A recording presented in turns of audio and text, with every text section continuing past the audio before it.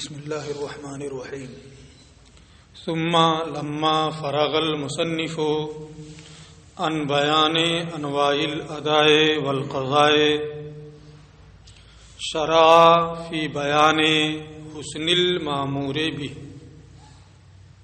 پھر جب مصنف ادا اور قضا کی انواع کے بیان سے فارغ ہو گئے تو مامور بھی کے حسن ہونے کا بیان شروع کیا۔ فقال، چنانچہ انہوں نے فرمایا، ولا بد للمامور به من صفت الحسن ضرورت ان العامر حکیم۔ مامور بھی کے لیے صفت حسن کا ہونا ضروری ہے، اس لیے کہ حکم دینے والا حکیم ہے۔ اس عبارت میں ابھی صرف مامور بھی کے بارے میں بتایا ہے، منہی عنہ کے لیے کیا ہے وہ بیان نہیں آیا ہے۔ کچھ چیزیں میں نے دونوں کے بارے میں کل بتا دی تھی۔ مامور بھی یعنی جس چیز کا حکم دیا گیا ہے کرنے کا کہ اسے کرنا ہے، اس کے لیے صفت حسن ضروری ہے، یعنی وہ حسن ہو۔ کیوں؟ اس لیے کہ جو حکم دینے والا ہے کسی کام کے کرنے کا وہ حکیم ہے، اور حکیم کسی ایسی چیز کے کرنے کا حکم نہیں دے گا جو قبیح اور برا ہو۔ اس لیے صفت حسن کا ہونا مامور بھی کے لیے یہ ضروری ہے، یعنی لا بد ان یکون المامور به حسنا عند اللہ قبل الامر، یعنی مامور بھی کے لیے ضروری ہے کہ حکم سے پہلے اللہ کے نزدیک وہ حسن ہو، یعنی حکم دینے سے پہلے، ورود شریعت سے پہلے وہ کیا ہو؟ حسن ہو۔ ولیکن یعرف ذالک بالامر، لیکن اس کے حسن ہونے کا علم امر کے ذریعے پتہ چلے، اس کے حسن ہونے کا علم اس امر کے ذریعے معلوم ہو، امر کے ذریعے ہو، یعنی امر سے پہلے عقل اس کی جانب راہیاب نہیں تھی کہ اسے معلوم ہو جائے کہ یہ حسن ہے یا حسن نہیں ہے، لیکن جب حکم ہو گیا تو حکم کی بنیاد پر یہ معلوم ہو گیا کہ یہ حسن ہے۔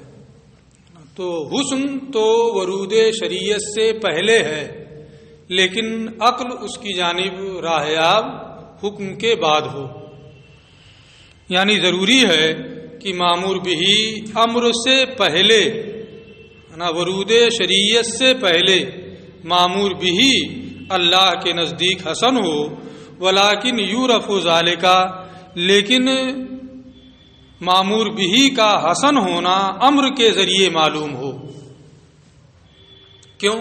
ضرورت اس بنیاد پر کہ حکم دینے والا حکیم ہے، والحکیم لا یامر بالفحشاء، اور جو حکیم ہوگا وہ برائی کا حکم نہیں دے گا۔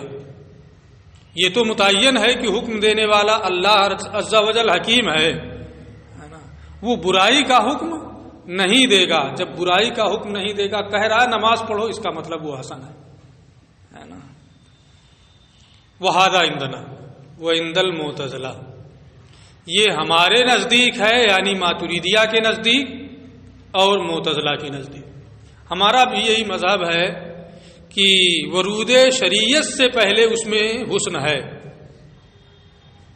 معتزلہ بھی کہتے ہیں کہ ورود شریعت سے پہلے اس میں حسن ہے، یعنی مامور بہی کا حسن ہونا یہ کیا ہے؟ عقلی ہے. کس کے نزدیک؟ ہمارے نزدیک. ہمارے سے مراد ماتریدیہ کے نزدیک اور معتزلہ کے نزدیک.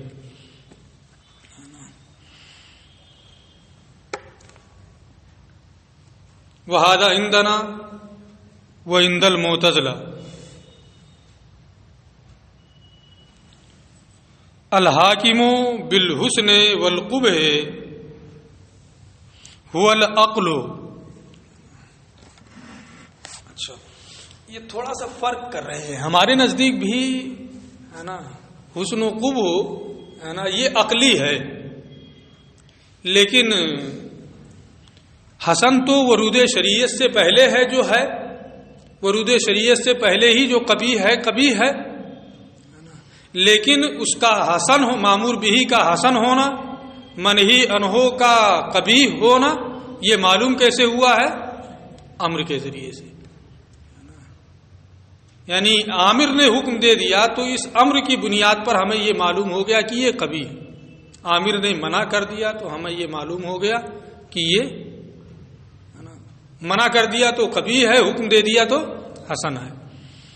لیکن معتزلہ یہ کہتے ہیں محض عقلی ہے. اس کا مطلب یہ ہے کہ تھوڑا سا ماتریدیہ اور کیا نام ہے معتزلہ کے درمیان فرق ہے. ہمارے نزدیک امر کے ذریعے سے اس کے حسن کا علم ہوا ہے، اور معتزلہ یہ کہتے ہیں کہ وہ تو عقلی ہے طور پہ ہی حسن ہے. شریعت ہوتی یا نہ ہوتی عقل اس کا فیصلہ کر لیتی کہ یہ حسن ہے نا. شریعت کا اس میں بالکل کوئی دخل ہی نہیں ہے. ہم اس کے قائل نہیں ہیں کہ شریعت کا اس میں کوئی دخل نہیں، بلکہ یہاں تک معتزلہ کہتے ہیں کہ جن چیزوں کے بارے میں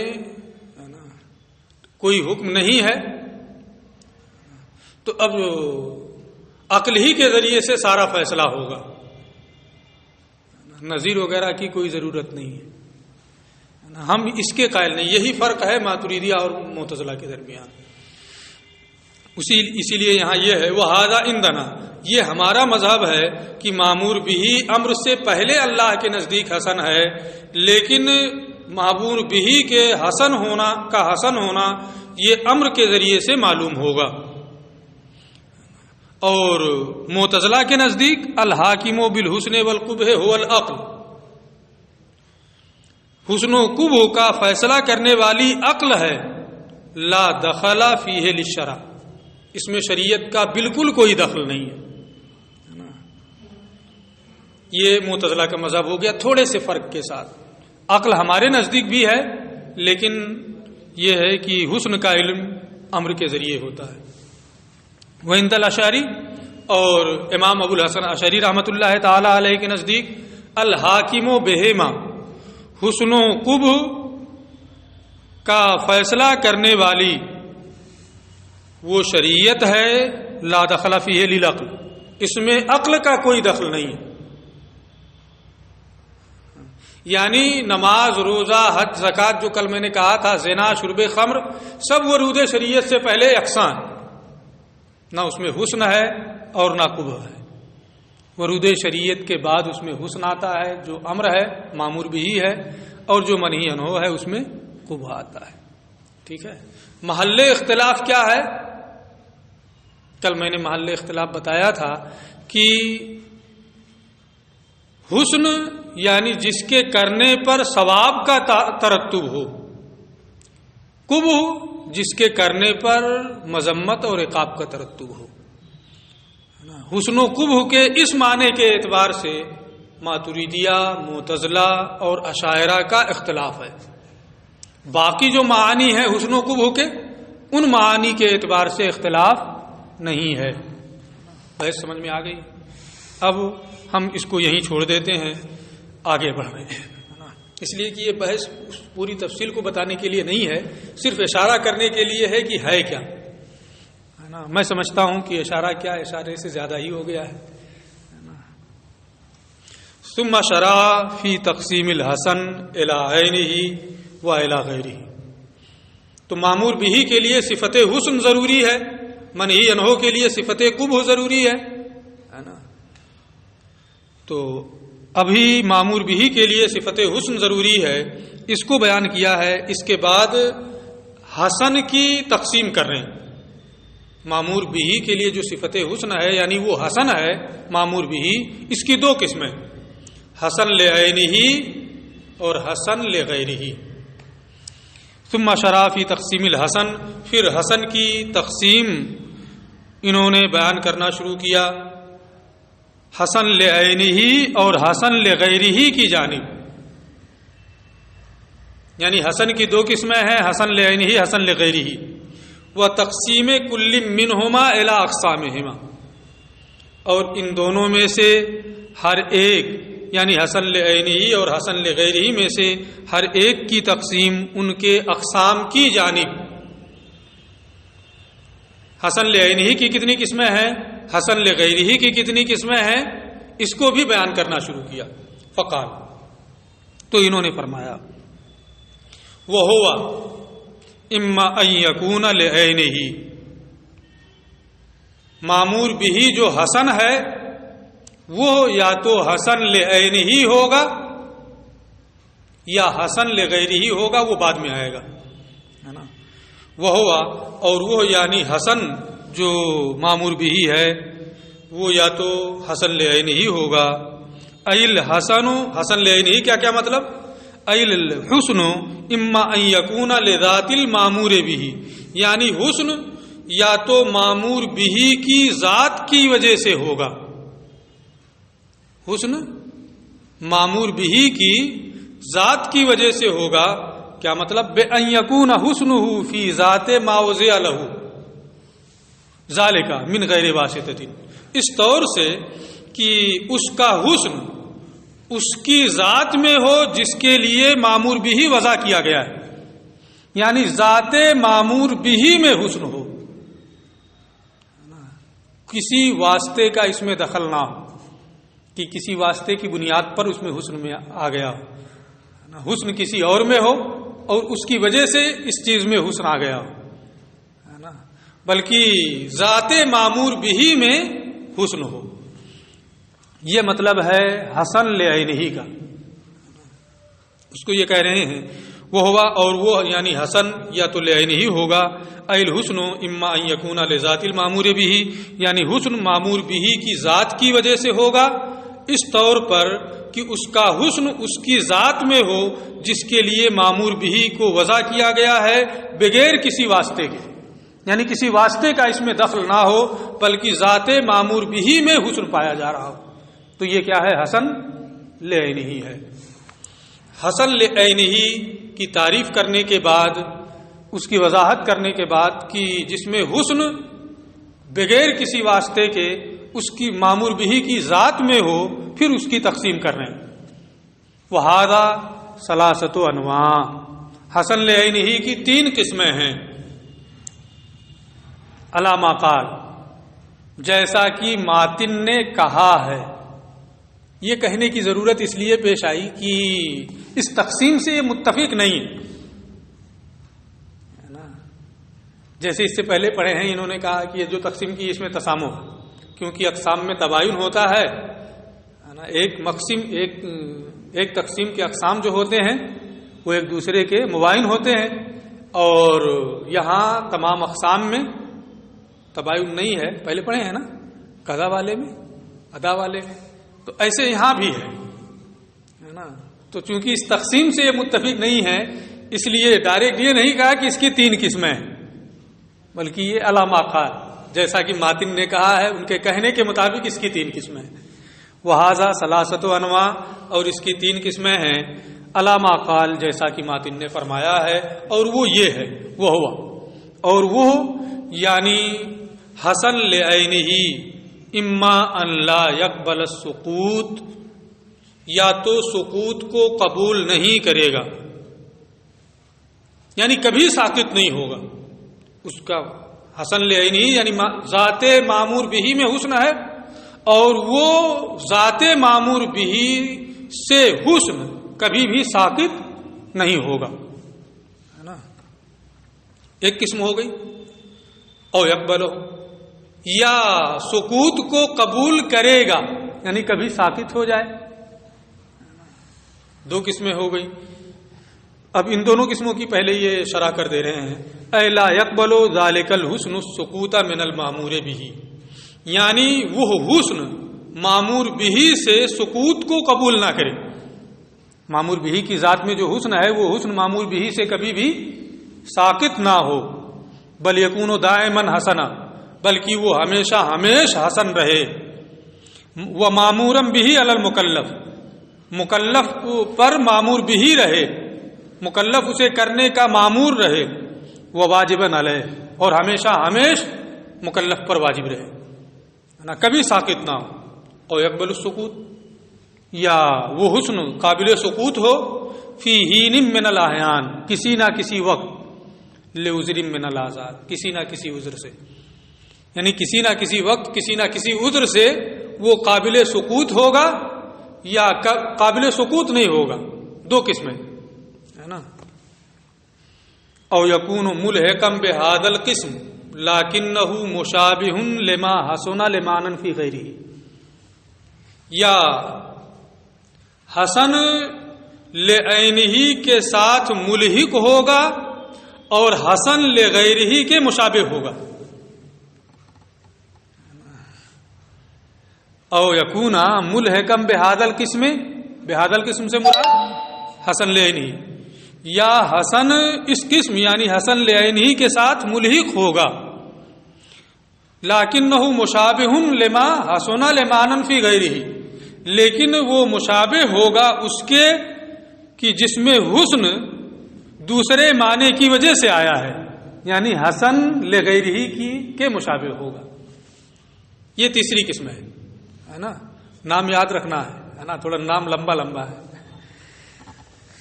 او یکون ملحقا بہذا القسم، یا حسن لعینہ کے ساتھ ملحق ہوگا اور حسن لغیرہ کے مشابہ ہوگا. یہ تیسری قسم ہے.